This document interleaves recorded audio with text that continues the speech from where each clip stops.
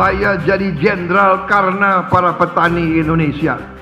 Saya jadi jenderal karena rakyat Indonesia. Pangkat yang saya emban adalah dari rakyat. Karena itu saya sekarang harus berbakti untuk rakyat. Kita dalam waktu dekat akan membentuk 75.000 sampai 80.000 koperasi desa. Indonesia memiliki potensi ekonomi rakyat yang besar, khususnya di desa dan di kelurahan. Namun, selama ini banyak kendala yang menahan pertumbuhan ekonomi desa. Salah satunya ketergantungan pada tengkulak, keterbatasan modal, rantai pasok panjang, dan akses pendanaan yang mahal.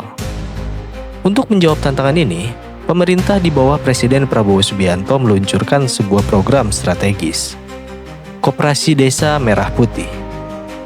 Sebuah inisiatif berskala nasional yang ingin menghidupkan kembali semangat koperasi sebagai pilar ekonomi rakyat. Di channel ini, kita nggak kejar sensasi. Kita kejar pemahaman, karena nggak semua yang ramai itu penting. Dan nggak semua yang penting dibuat ramai. Hari ini kita akan membahas sesuatu yang menyentuh kehidupan ekonomi rakyat, program Koperasi Rakyat, atau yang dikenal sebagai Koperasi Desa Merah Putih. Tujuan utamanya adalah memperkuat kemandirian ekonomi rakyat, terutama di desa dan di kelurahan.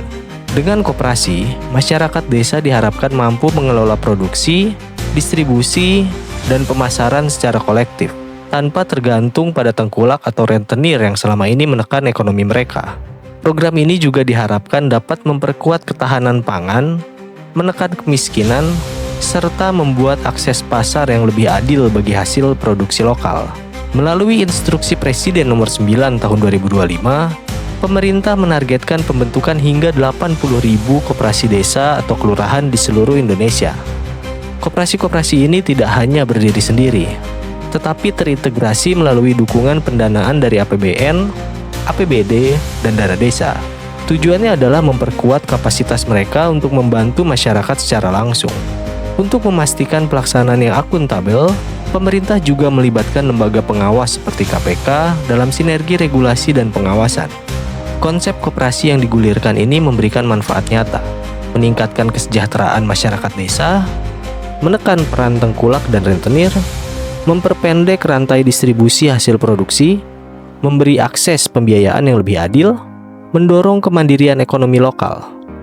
Semua ini menjadi bagian dari upaya memperkuat ekonomi berbasis kerakyatan, yang sekaligus mendukung cita-cita Indonesia menuju pemerataan ekonomi. Program Koperasi Merah Putih bukan sekedar pendirian kantor koperasi. Ia adalah upaya menghidupkan kembali semangat gotong royong, solidaritas ekonomi, dan kemandirian masyarakat. Jika berhasil dijalankan secara profesional dan transparan, koperasi rakyat bisa menjadi kekuatan ekonomi baru yang membawa sejahtera langsung ke tingkat rakyat paling bawah.